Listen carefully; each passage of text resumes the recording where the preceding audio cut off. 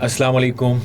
14 अगस्त के special transmission में आपकी खिदमत में हाजिर है और आज हम 14 अगस्त जश्न आज़ादी के हवाले से ख़ुसूसी पॉडकास्ट कर रहे हैं और आज का हमारा टॉपिक है कि पाकिस्तान क्यों ज़रूरी था और कायद आज़म का पाकिस्तान बनाने में किरदार। हमें ज्वाइन किया है डॉक्टर शहजाद कैसर साहब ने, जो कि नमल यूनिवर्सिटी में प्रोफेसर के अपने खिदमात जो है वो सर अंजाम दे रहे हैं और इन्होंने PhD कर रखी है जिना पर। और साथ साथ मैं ये बताता चलूँ कि इनकी जो जिना की सारी जितनी भी तकारीर है, स्पीचेस हैं, उन्होंने 4 हिस्सों में वो इकट्ठा किया है गाइडिंग वॉइसेस के नाम से। उस पे भी हम ओवरऑल बात करेंगे। सबसे पहले डॉक्टर साहब को खुश आमदीद कहते हैं। Thank you so much. बहुत शुक्रिया जी। सबसे पहले तो ये बताइएगा कि कॉलोनियल हिंदुस्तान की जो सियासी माहौल को ख़ास तौर पे अक़लियतों ख़ुसूसन मुसलमानों के हवाले से किस नज़र से आप देखते हैं उसको, इस पे थोड़ा सा रोशनी डालिएगा। बहुत शुक्रिया जी। कॉलोनियल इंडिया जो है, अगर आप देखें तो ये सारा प्रोसेस स्टार्ट हुआ 1857 के बाद, कि जब अंग्रेज़ों ने रियलाइज़ किया कि अगर इन लोगों को हम दो तरह से डील करें, एक ये कि इन लोगों को हम कॉन्स्टिट्यूशनल रिफॉर्म्स में लेके आए, ठीक है, और दूसरा यहाँ पे वेस्टमिनिस्टर टाइप डेमोक्रेसी लेके आए, ठीक है। इन दोनों से क्या होगा कि एक तरफ ये लोग जो हैं पॉलिटिकल पार्टीज बनाएंगे और इनको एक प्लेटफॉर्म मिल जाएगा जहां ये अपने रिजर्वेशंस जो हैं वो दे सके, और दूसरी तरफ क्या है कि उन्हें इनडायरेक्टली गवर्नमेंट करना थी। यहाँ पे रूल के लिए ज़रूरी क्या है?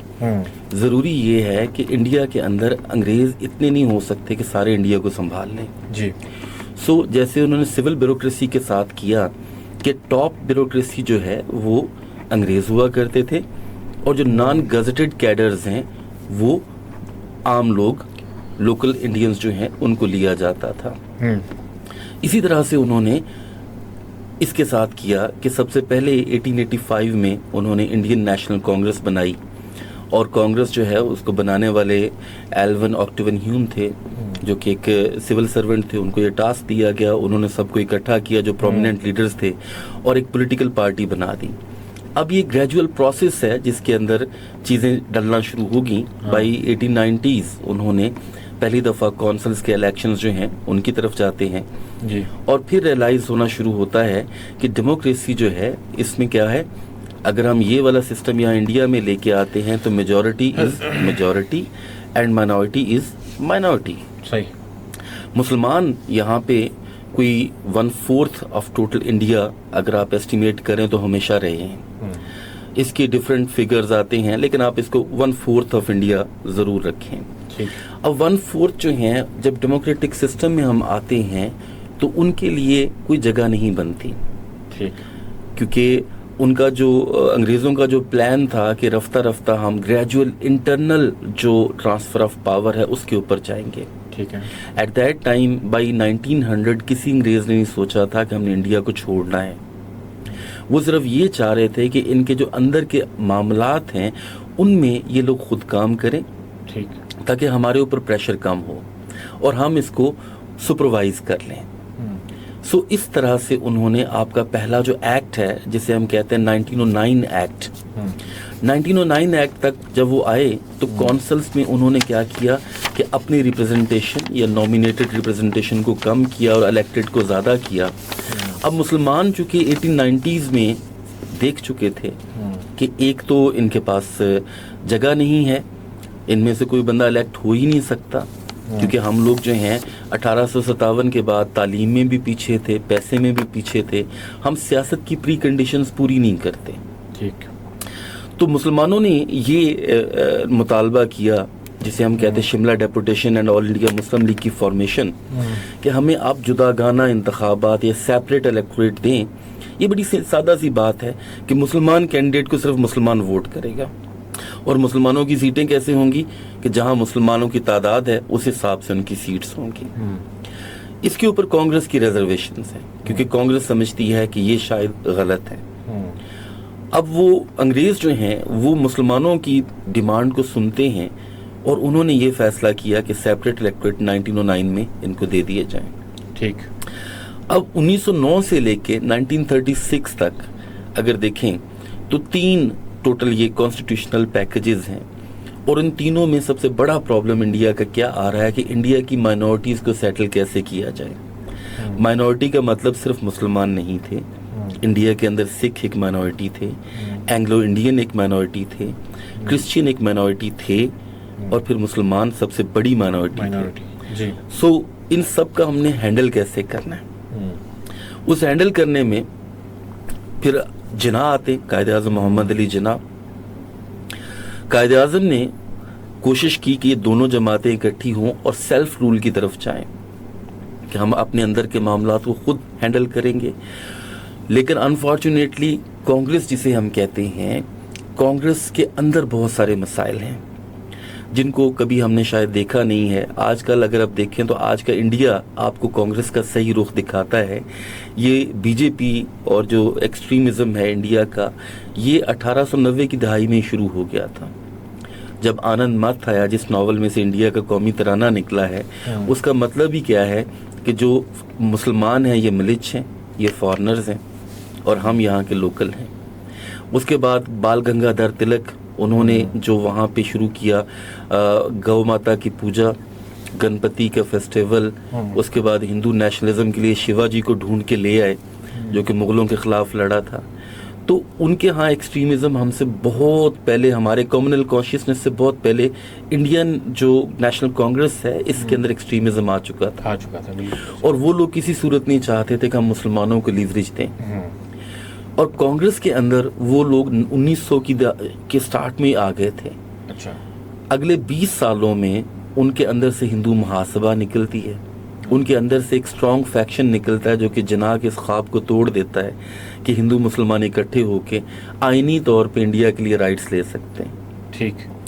1920 کی دہائی اگر آپ دیکھیں تو 1920 کی دہائی میں بھی مائنورٹی کویسچن سب سے بڑا سوال تھا کیونکہ انگریزوں نے 1919 ایکٹ میں ہاف ٹرانسفر کیا, کچھ منسٹریز لوکل کو دے دیں کہ آپ یہ کچھ منسٹریز لے لیں, اس پہ کام کریں. وہ چاہ رہے تھے کہ ان کو رفتہ رفتہ ٹرین کیا جائے اور لوکل جو انڈیجنس جو آپ کی منسٹریز ہیں یہ ان کو دے دی جائے. اس سے برڈن کم ہوتا, ان کے اوپر ایڈمنسٹریشن کا برڈن کم ہوتا.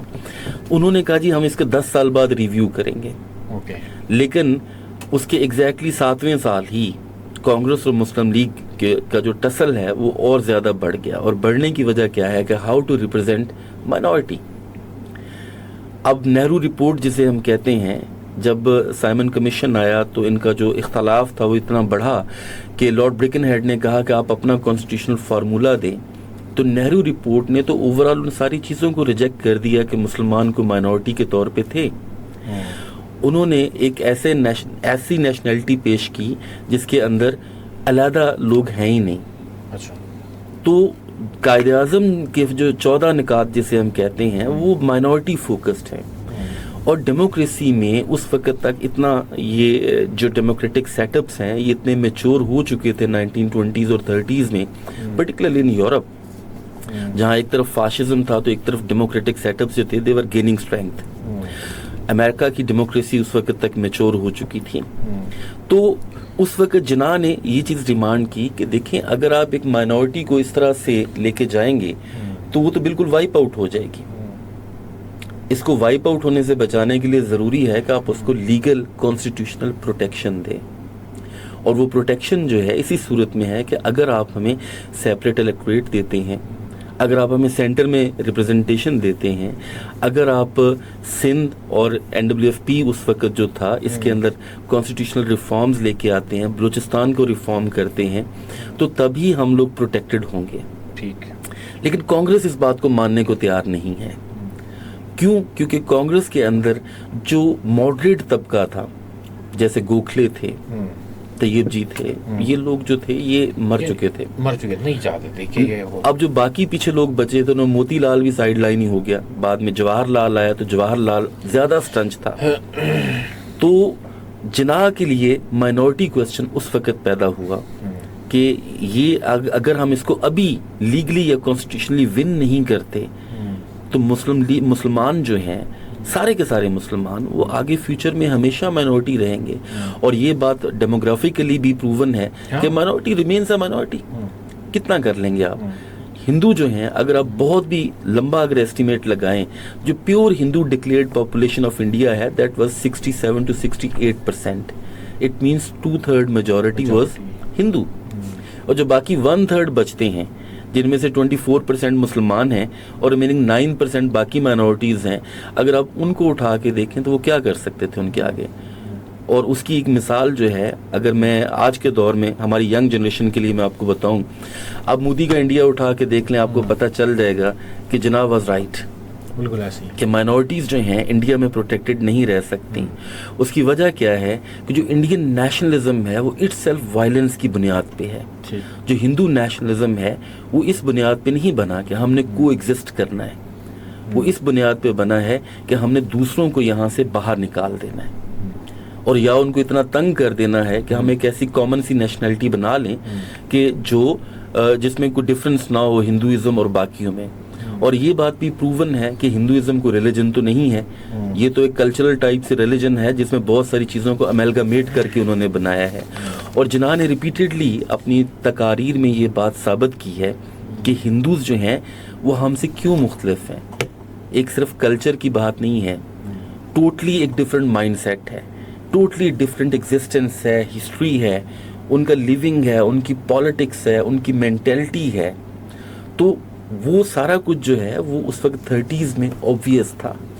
इस वजह से जिन्ना जो है वो माइनॉरिटी क्वेश्चन को हल करना चाहते थे और वो माइनॉरिटी क्वेश्चन फिर आगे जाके जिसे हम कहते हैं कि पाकिस्तान की बुनियाद बना।